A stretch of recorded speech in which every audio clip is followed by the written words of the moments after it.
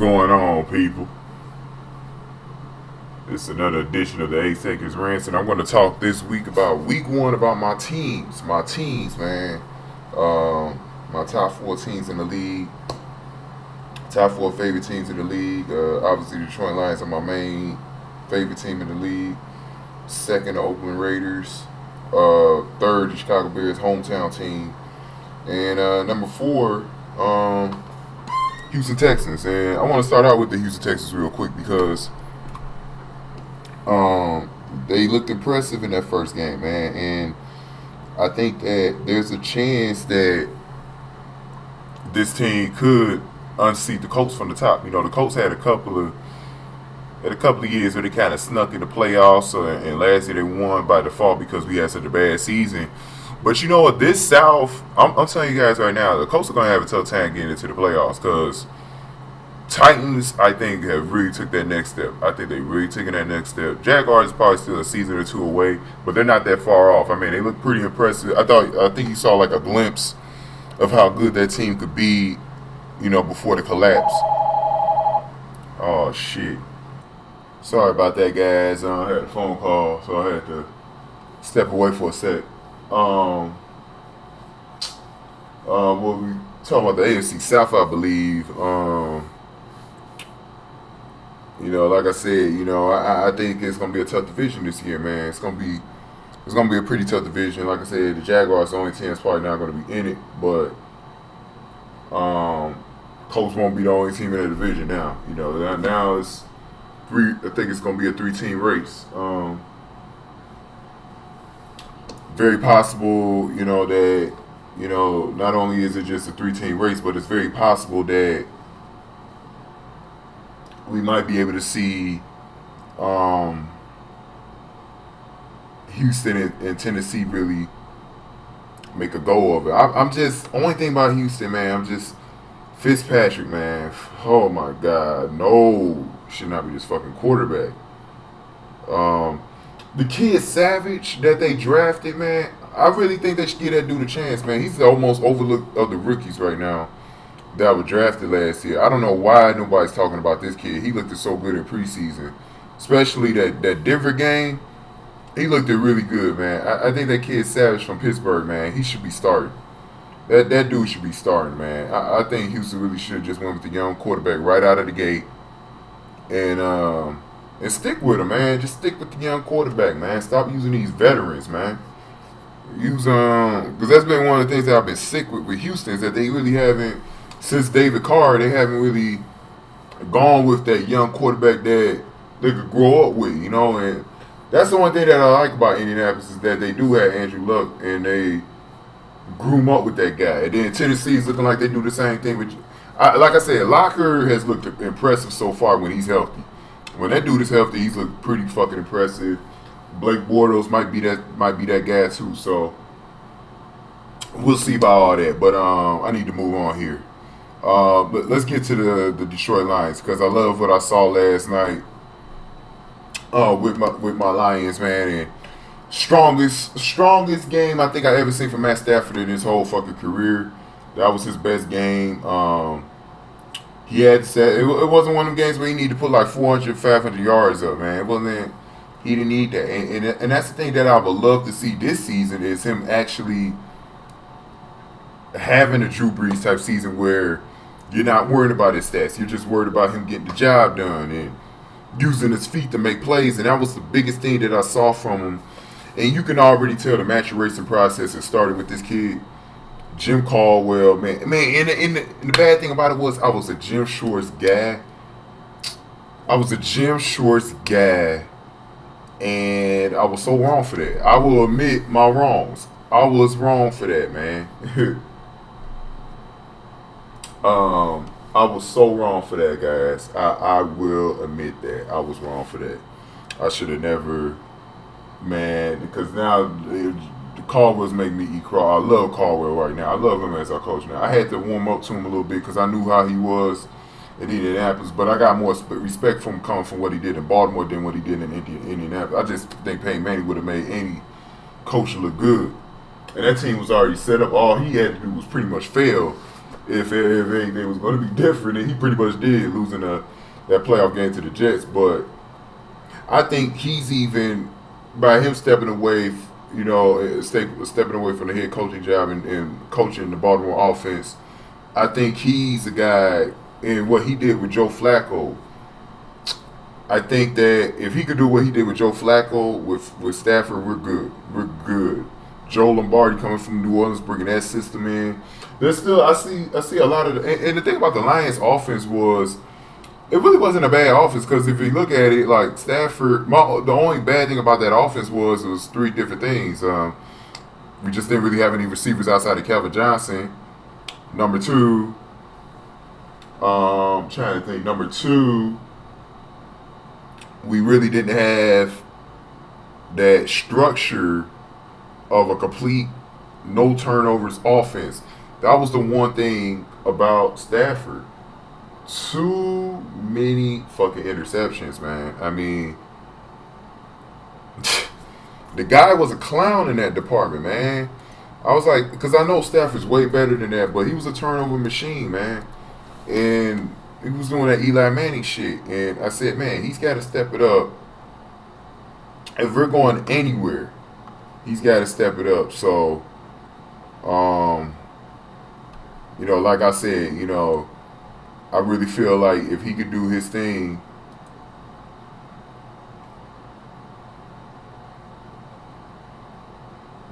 we'll be good. We'll be good to go.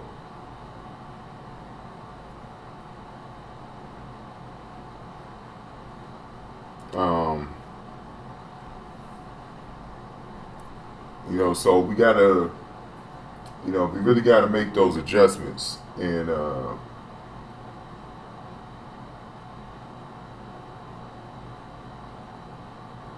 see what we can do with this offense, because truth be told, we gotta change some stuff up to make this work. And so when I look at this Lions team, the acquisition of Golden Tate, you can see how much of a difference it's already made out of the gate. I think he caught like 6 passes or 93 yards. That's really good production. You can get production like that from Golden Tate every fucking game. We don't have to worry, because I think the main thing was we need to get this ball. We need to get out of that mindset of just throwing to Calvin Johnson the whole fucking game. Because what ended up happening, I saw it down the stretch, the guy wasn't getting open. And it was leading to him dropping the football, which is something you don't really see out of Calvin Johnson. But it started happening because the guy was getting doubled and triple teamed like almost every fucking play. If we get a receiver if we get a couple of receivers who's a threat out there, they won't be double teaming him as much, because they know they're going to have to cover these guys. You know what I'm saying? So what Stafford should be doing is really utilizing these guys earlier in the season, so they're on tape, and we got Calvin Johnson single covered, and that's going to work for us in the long run, having him single covered. So we're going to have to do that. My main area of focus is, we're going to have to figure out that third receiver spot and really figure out who's going to really fit there. Get someone coming across the middle in that damn slot, and really just getting those middle passes, those easy catches. So we're going to have to figure that out. I still like the system of throwing the ball to Reggie Bush and Drake Bell, especially Reggie Bush. Running game was not that good last night, but it did pick up in the fourth quarter. I don't know what it was, because I know we got one of the best offensive lines in the league. They never really get talked about, but our offensive line was probably the best thing about our team the whole year. The best area of our team consistently the whole year was our offensive line, with Warford, who might just be one of the top 2 guards in the league, and a lot of people don't know that. Waddle, Rayola, Riley Reed, and the left guard. His name escapes me, man. I know who he is, but his name escapes me. But y'all know who I'm talking about. Sims. And the thing is like, we got an offensive line that was really productive towards the running game last year. I think we had like 1,200, 1,300 yards off the ground. That was really good. And then off the passing with those guys, they were getting like him and Joy Bell and Reggie Bush were in production of like 2,000 yards coming out of that backfield. And they were the true thunder and lightning. I think they had like an all-time record too for best production out of a two-back system, and it was just flawless. And then we got this kid Theoretic, who I really like, and we could use him on short play, third down, maybe goal line situations. And so we got some pieces, man, and I'm not sure. Lakel Mashore is on the. I'm not sure if he's on the practice squad or not, but he still gives you a different look. If he's on the team, he gives you a different look going up the middle. But I haven't heard anything about Lakel Mashore. I don't know if he got cut or not. I didn't never look into that. But like I said, I think we'll have bad weeks like that where we just don't show up most of the game in the running game. This week is a week where I think we're going to need it a little bit more because I think Carolina's defense is just, you can't just be doing the same thing, passing all day on them. But the thing about Matt Stafford, he's got a lot of fucking weapons out there. Fourier and Pettigrew and Ebron. Now, Pettigrew, he gets slanted for the droppers, but he makes plays. He does make plays, and I think chemistry-wise, he's good for Stafford because I heard he's like a good friend of Stafford's or whatever.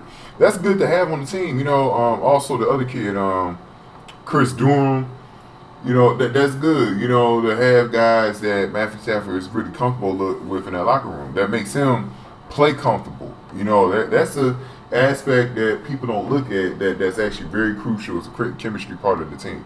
And that's what the Lions had to really build up. They had to really build up. Most of your Super Bowl teams had good locker room chemistry. So the Seahawks, they had very good locker room chemistry, man. If you watch those Michael Robinson videos that he used to do in the locker room, man, the team chemistry was just so fucking insane good, man. It was a nice locker room for Russell Wilson to really start his NFL career with, and that's why they won a Super Bowl. Pete Carroll, it's a trickling down effect, and I feel that with Caldwell, because all the players that you hear that play for Caldwell, they love him, like they love that dude, man. With Schwartz, it was kind of like hot and cold with that, but I think that we could get a lot out of this kid, man. I think that we can get a lot out of I call him a kid because with Caldwell, man, Lombardi, and so I think that I think our coaching staff is going to get us to the next level because the one thing I said about Stafford was that if he could get his game to that next level and has some direction on his mechanics, this dude could be a number one quarterback in this league. And I'm talking about number one. I'm not talking about number two, number three, number four, number five. I'm talking about he could be the top quarterback of this fucking league. And he could be better than Drew Brees because to me, as good as Drew Brees is, Matthew Stafford has that over-the-top type talent that he hasn't really delved into. But I'm telling you, man, watch out, man. I mean, Matthew Stafford, man, he's coming, man. That dude is coming. And like I said, I'm going to love seeing the next two games because I know these are going to be real good tests going to Carolina or Charlotte and then hosting Green Bay back up here. So what we're going to have to do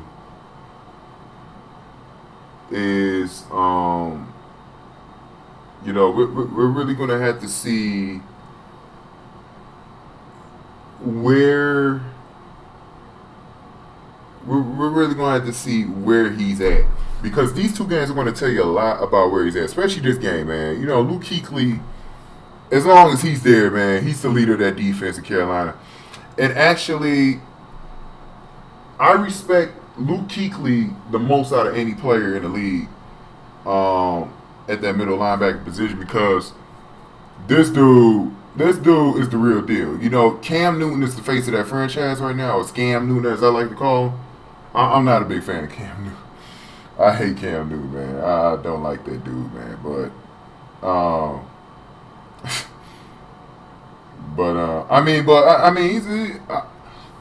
the thing that's making me respect him a little bit more though is that when through this injury, he's been a good cheerleader. You know, he's been really supportive of his teammates. He seems to have gotten a little bit better in the leadership department, getting a little bit more mature. So on that level, I'm kind of digging him a little bit more, but I still need some getting used to with Cam Newton. But like I said, Luke Kuechly he's the man. He's the man. And Carolina, I still think Carolina takes a step back. They're definitely not going to be as good as they was last year. I just think it's going to be impossible in that division. Like I said, with Tampa, really, this isn't the Tampa team that you're going to see later in the season. Later in the season, you're going to see a fucking Tampa team that you're never going to want to fucking see. Like by the time, the Lions play the Buccaneers late in the season like they did last year. I believe they faced them in December. And trust me, I don't want to see the Tampa Bay, but by that time of the year, and if they're in the playoff race, I don't want to see Tampa Bay by that time. They're going to be dangerous coming in the Ford Field that week. It depends on how strong this Detroit team is going to be about around that time we can beat them. Tampa Bay was one of those teams that got a shocking win over us last season when we went through that little meltdown stretch, and Mike Glennon was just fucking airing the ball. I was just, I think it was Taquan Underwood, man. And I don't even think that dude's on the squad anymore. And every time I think of that fucking meltdown, man, it just fucking gets to me, man. It was the worst thing I've ever experienced since being an NFL fan of any team. Worst thing, that meltdown was just so fucking bad. That fucking meltdown. But like I said, it may be that meltdown, and I'm trying to see with that meltdown too, what it's going to do to Stafford. Is it going to make Stafford a better quarterback? Like, what I mean by that is, are those games of hitting rock bottom what Matt Stafford needs to get better? A lot of times you got to hit rock bottom to get back to the top. And I really felt like this Lions team hit rock bottom last year. And I think they're going into this year knowing that you can't be, once you get to like 6-3 like they did, you got to still play the rest of those games, and you can't be cocky with your decisions like Jim Schwartz was, man. And I really feel like the calm attitude of Jim Caldwell will really help out in that area, and I think he's going to forge some of that Tony Dungy in him that, where he's going to be able to execute when it matters, There's a reason why Tony Dungy has a Super Bowl ring and why he can't. Like I said before, people can say what they want all over, and I give Chucky Gruden a lot of credit. But that Tampa Bay team would not be where it's at when they won that Super Bowl back in 2003. Obviously, without fucking Gruden. Without fucking Tony Dungy. Now, Gruden, and I'll say the same thing with Schwartz. Schwartz eliminated the losing culture that the Lions have had. There was a really strong losing culture in that Matt Millen era where we were a lottery team, and I'm using the basketball term, a lottery team. That means the top draft pick for a number of years back in the 2000s. That was the worst decade of Lions football ever, was the fucking 2000s. The first few, and that's the thing, man. We haven't had a playoff game at Ford Field ever. That playoff game that we had against the Saints, it was on the fucking road. I'm ready to see the Lions at home in the playoffs in that fucking Ford Field. That gets loud as fuck, man.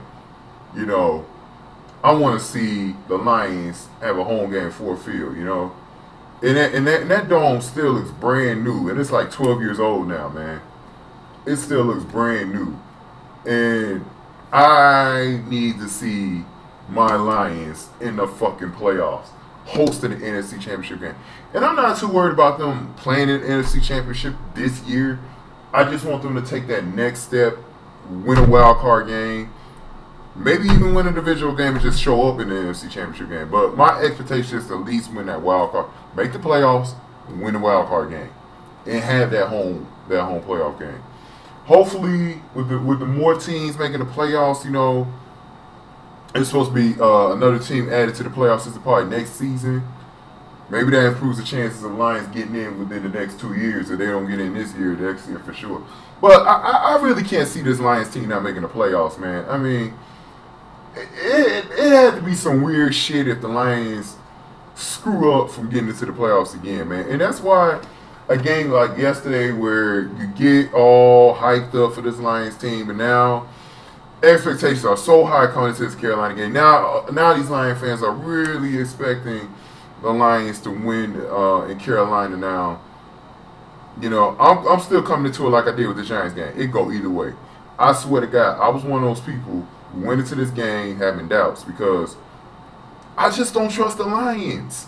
I want to, but I just don't trust them, man. So I always get that doubt, man. I'm trying to erase that doubt from my mind when it comes to this team. But I will say this. I think they bought into Jim Caldwell for right now. And I really think it's a different looking team. I think it's a different looking strategy. Like I said, the weakest part of this team is the secondary. And this is where the Lions really should have drafted better or maybe even gotten a piece. Because they're not deep right now. But the guys who were in there last night played pretty damn good. I mean, Darius Slade definitely improved. The other guys, man, the Bentley injury is going to hurt us. I think he's supposed to be out for a little minute.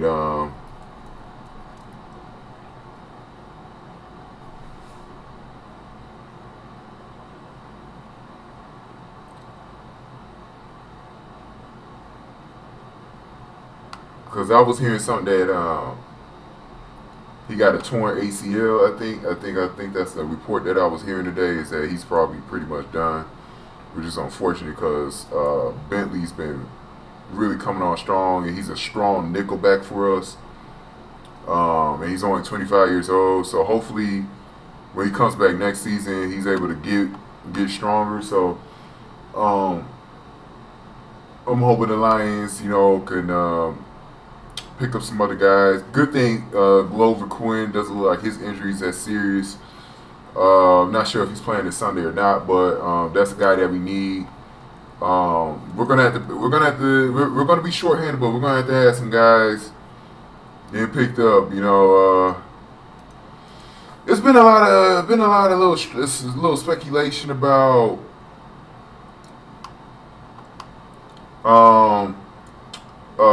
Champ Bailey getting him. Now, here's the whole thing on Champ Bailey, okay? I know a lot of people are getting on him about being old. And the thing about, you get worried when a guy that old doesn't find a team to get on, even though he's only 36. Being a corner, being 36 is not a good thing like it is at maybe some other positions, like quarterback, man. Like if you got a 36-year-old quarterback, you're good. You're still pretty good there. But if you got a 36-year-old corner, that's not a good thing. But for the situation that we have right now, if you can even have Champ Bailey just slot him in at the nickel spot, he still got skills. Skills never go away. That's the one thing you got to remember. Skills and talent never go away. Your speed that goes away, but your fucking skills can always be taught to other people. But this dude can still make it at his position, man.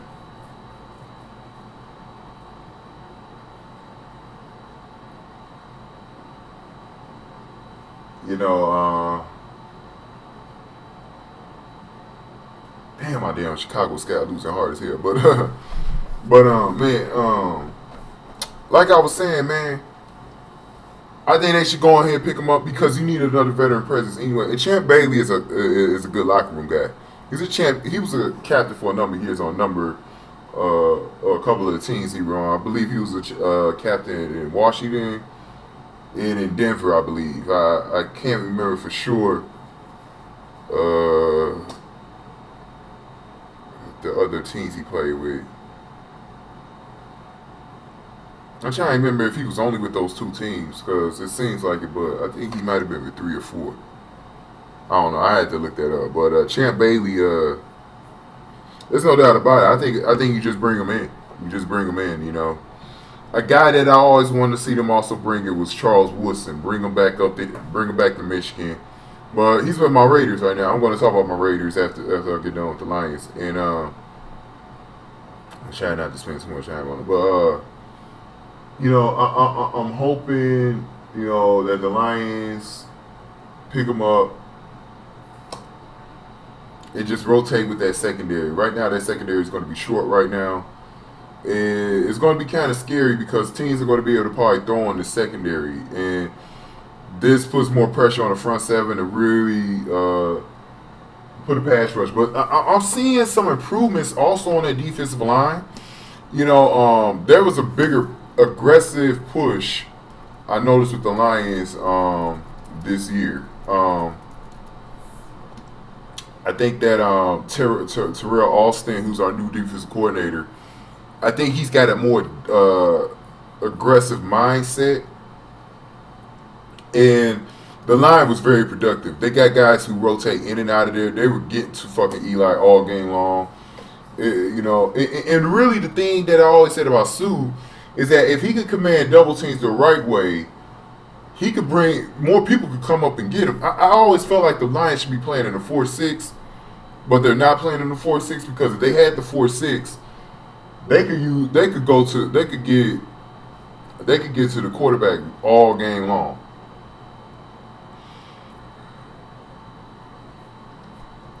Like seriously, man, throw like 9 to 10 in the fucking box, and just fucking dominate, man. I mean, shit, you know what I mean? Like, just fucking dominate in that fucking hole.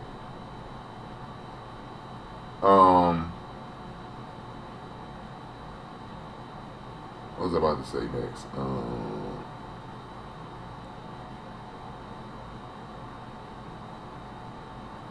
So yeah, I mean, but I'm liking what I'm seeing on the defensive side. I'm loving it. Don't have a problem there when it comes to this Detroit team. It's just a few things that they'll need to do, and it makes some adjustments here and there, and then they'll be all good. They'll be all good. So let's see how this turns out for these Lions on defense. DeAndre Levy to me has always been an underrated linebacker. Us Lion fans know him, but I think nationally he doesn't get the recognition that he deserves. I've always felt that way about that dude, man. He is an awesome linebacker, man. He is awesome, dude. Very good steal. And also Stephen Tulloch. Stephen Tulloch makes some huge fucking plays always. I'm so glad. That was the one thing that you could say with Jim Schwartz. Picking up Tulloch over Nick Barnett. I remember when that decision was made. He went with the right man. With Nick Barnett no longer in the league, he was getting a little older, got injury problems. So fucking glad they decided to go with Stephen Tulloch. Younger than Nick Barnett too. So that was a good thing, man. Ashley Palmer. I think that front seven is looking pretty good this year. When we get Calvin Noy, hopefully we can fit him in there, and he's able to be productive with us when he comes in about a month from now. Fit him in there. I'm hoping we have Calvin Noy back by, let's see here, sometime close to the bye week, man. We just need Calvin Noy for the second half of the season, man, because we're going to need some more depth. We're going to need this kid learning, but I don't think that this Detroit team is ready for the Super Bowl this year. So what I'm going to say is that what the Lions need to do is they need to draft whatever their first round pick is. Make sure it's somebody in that fucking secondary. Okay. And I think I saw Aaron Berry from the Cleveland Browns. I saw Aaron Berry, and I know they cut Aaron Berry because he was getting fucking criminal problems. But Aaron Berry, man, he's a guy that I really liked the year that he was with Cleveland. I think I heard something that Cleveland waived him either yesterday or today or whatever. I think he was waived. So if there's a guy that Detroit should be looking at, it's Aaron Berry. Aaron Berry, like I said, he was solid those 2 seasons with the Lions, man. He just started getting into a little bit of criminal activity, man. He's a little bit older now. I think, especially with Caldwell, I think Caldwell will cut that shit out. I haven't really heard anything about him getting in trouble lately.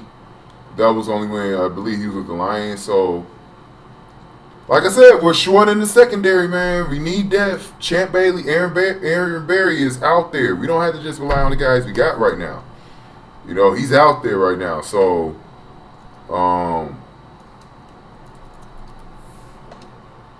he's someone that we could be looking at. I think that if we could get him, because the thing about Aaron Berry was he was also a starter with us, and he was shutting some people down, man. I mean, and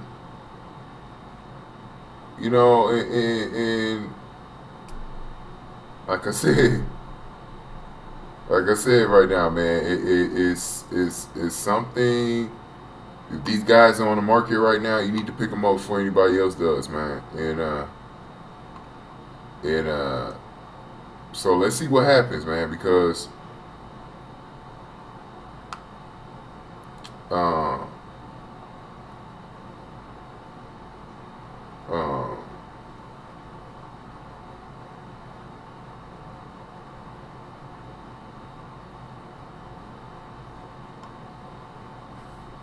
uh, we'll see what happens. Okay, last little final thoughts on, because this video getting long. I want to talk about the Raiders. Offensively, it's looking pretty good right now.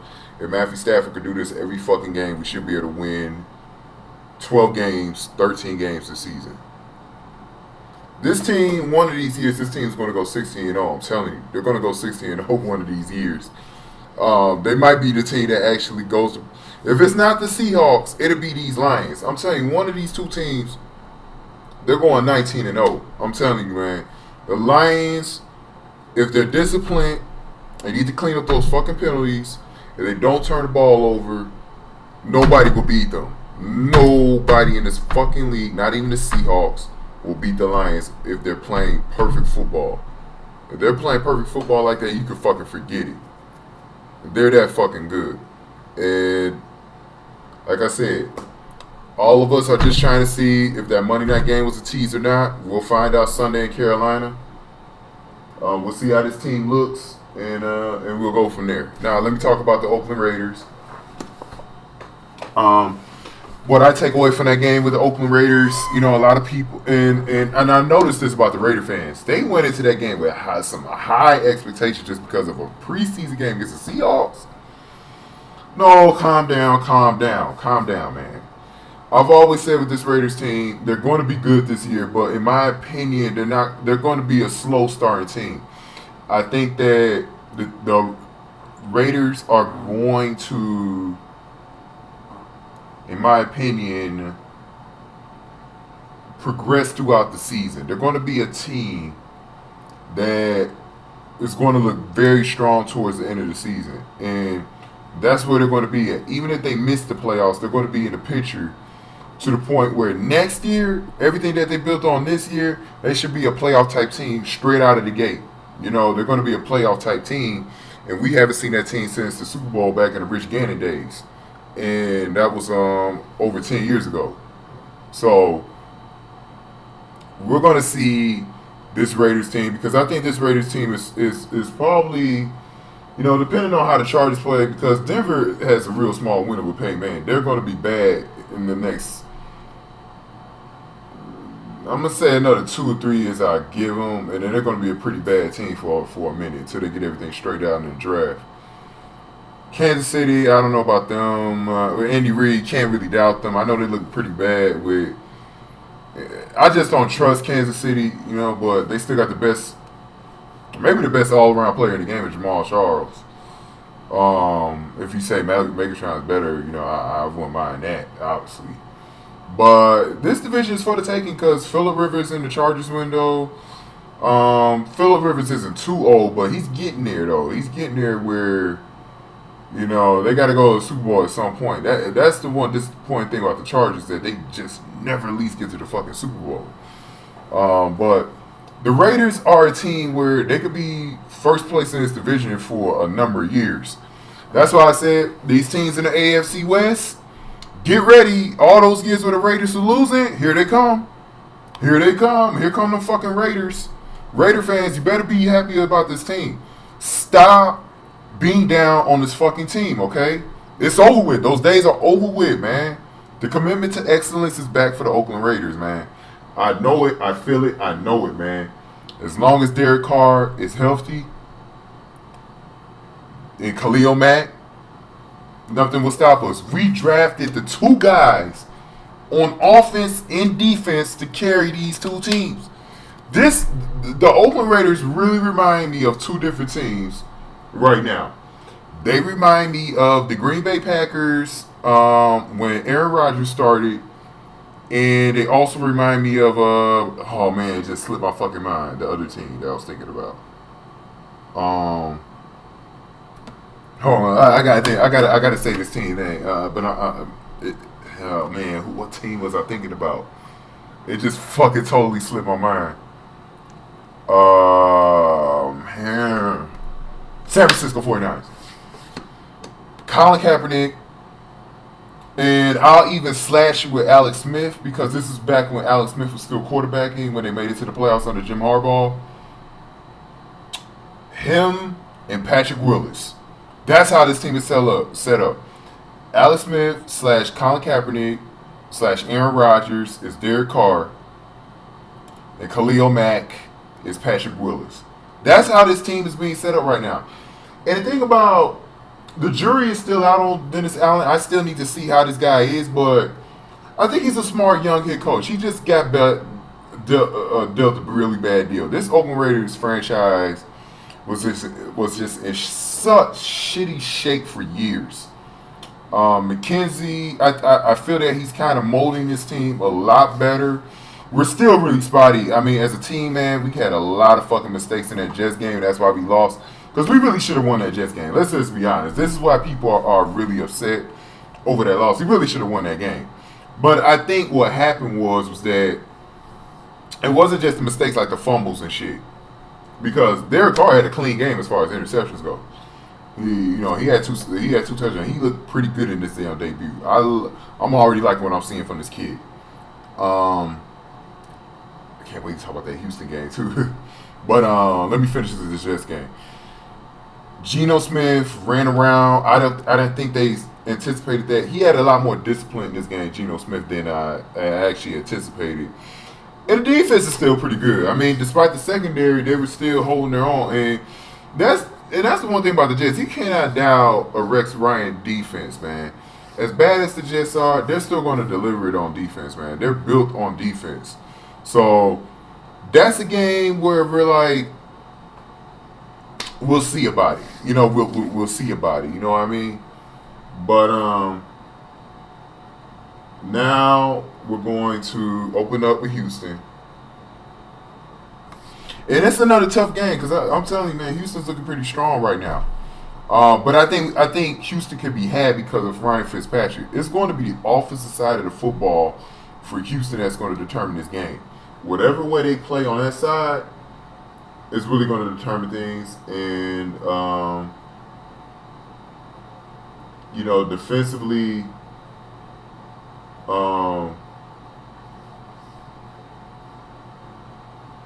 did Brittany Griner just lose a fucking tooth?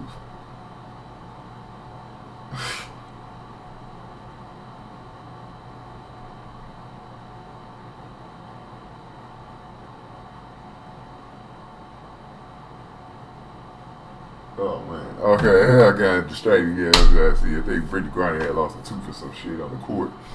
I don't even know why I'm still watching this game. This shit is a fucking travesty. But anyways, Khalil Mack, man.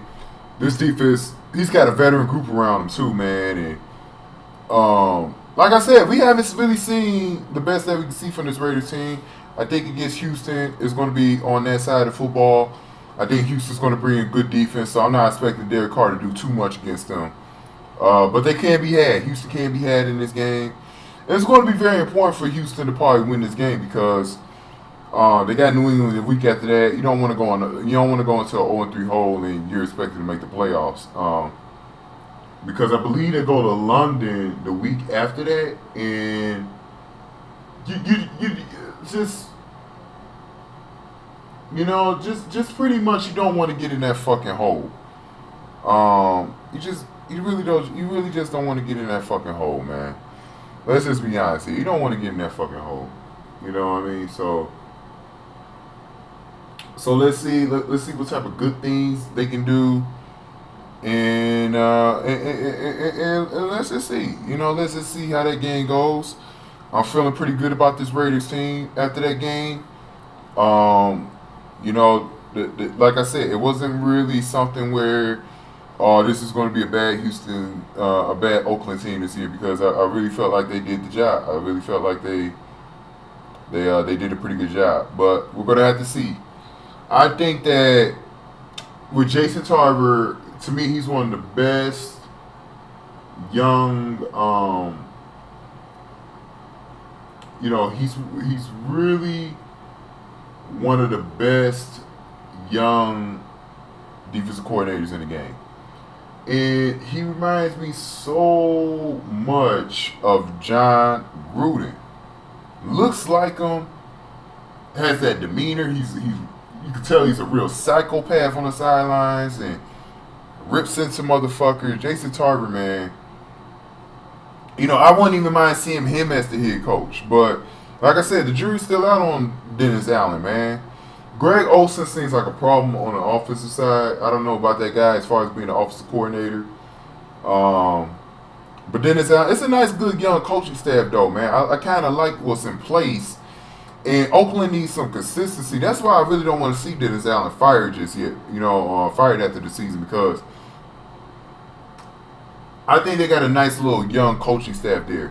Like I said, unless Gruden is coming out of that Monday Night Football booth to coach his team, I'm not seeing a purpose of a change here. We've had so many coaches coming in and out of here. Now I know the two biggest mistakes that the Raiders made was firing Tom Cable and Hugh Jackson, which should have never happened. I mean, I don't know what happened there, why those two guys got fired, but the ineptitude of the Oakland Raiders decision making, during those years was just, I don't know, man. But McKenzie's doing a good job building this team up. So I'm expecting a pretty good year from the Raiders. But like I said, these first few games of the season are pretty tough for them. They didn't get dealt a pretty good hand to start this season, no doubt about it. So we'll have to see. So who am I taking in that game? I'm taking Oakland. I'm taking Detroit in the game, not just because I'm fans of these teams. I just feel like they got to win those games. So I'm going to take them. I think the desperation is going to come into play here. But they can easily lose those two games. Those are two potential playoff teams they're going against, So we'll see. In Chicago, my last team, Chicago, the Bears, man. That team is just, I don't know, man. I don't have any really high hopes for that team as long as Jay Cutler's your starting quarterback. And that defense is just fucking awful.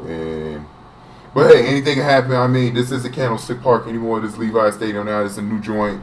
All of that history of the Bears not playing good in San Francisco, except for that 1 year back in 1985. We're gonna have to see, what happens there. But that's gonna do it, guys. I'm gonna get going here. Thank you for listening to my first week recaps on these things. Now I can't promise you guys that I'm gonna do this every week because my schedule's pretty tight. And it's going to be tight towards the early part of the week next week. So I'll do them when I can, but when I do them, just stick with me. Subscribe, and I usually don't care about if you don't subscribe or not, but I only tell you to subscribe because just in case I do one within the next 2 weeks, you'll be, as long as you subscribe, you find out that they'll be there. But I'll definitely be going over Oakland and Detroit's next two games, and along with Houston and the Bears. I'm going to get in depth with the Bears one of these weeks. I just didn't want to do it this week because I knew I really wanted to talk about the Lions and Raiders for a minute, so it is what it is. Okay. Thank you guys for listening in, and see you either next week or the week after that. So, peace.